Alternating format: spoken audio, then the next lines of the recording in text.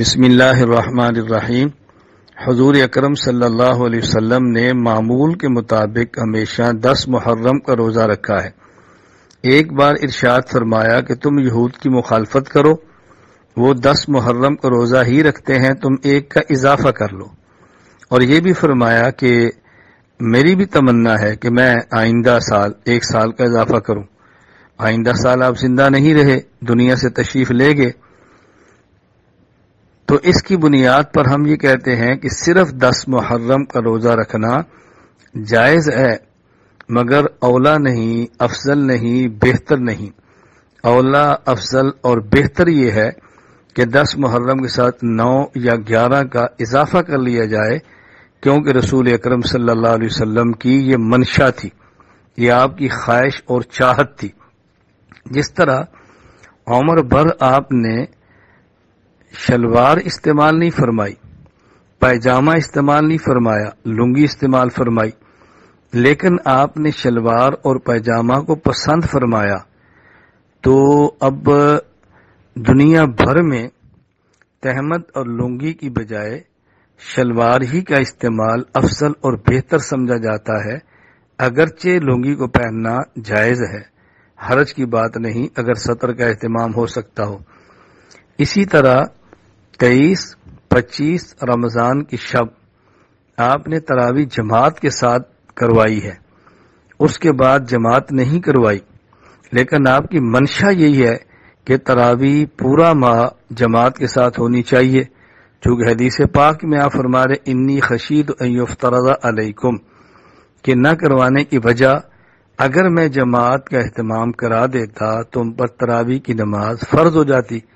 حضرت عمر رضی اللہ تعالیٰ عنہ نے اس منشا کو سمجھا ہے تو پورا ماہ تراویح کی جماعت کا اہتمام کرا دیا ہے۔ اسی طرح اس حدیث پاک سے معلوم ہوتا ہے کہ آپ کی منشا 9، 10 یا 10 اور 11 محرم کے 2 روزے ہیں۔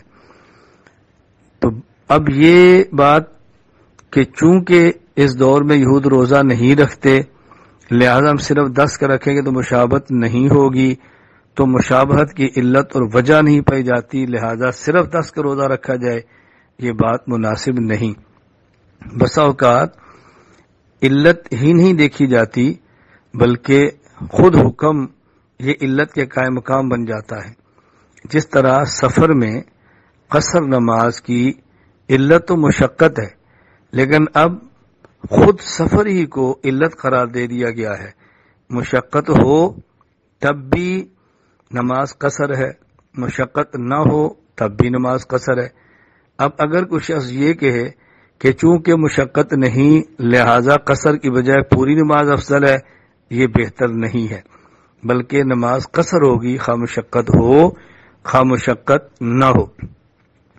بالکل اسی طرح آج ایک نئی بات چل پڑی ہے کہ جی شلوار ٹخنوں سے نیچے کرنا حرام ہے، اس کی وجہ کبر ہے، لہذا کبر ہو تو ٹخنوں کے نیچے کرنا حرام ہے، کبر نہ ہو تو ٹخنوں کے نیچے کرنا حرام نہیں۔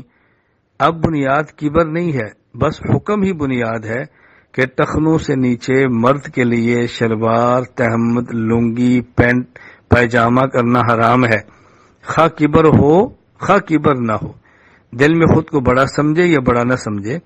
اسی طرح ذہن نشین فرمائیں کہ محرم میں 9، 10 یا 10 اور 11 کا روزہ یہی افضل ہے، خواہ یہود 10 کا روزہ رکھیں یا نہ رکھیں، اب ان سے مشابہت ہو یا اب ان سے مشابہت نہ ہو۔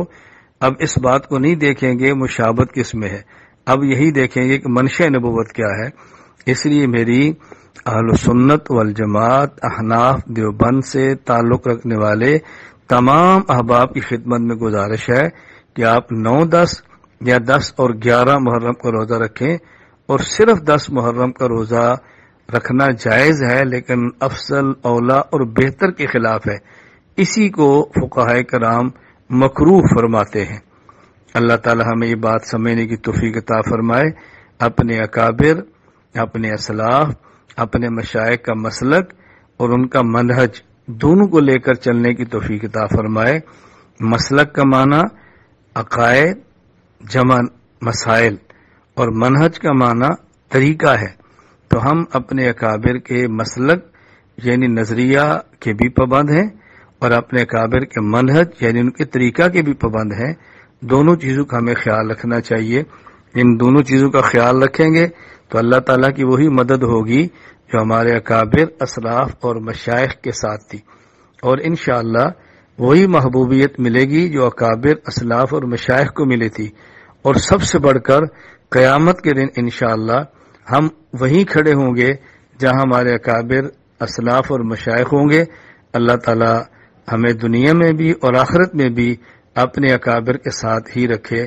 وآخر دعوانا ان الحمدللہ.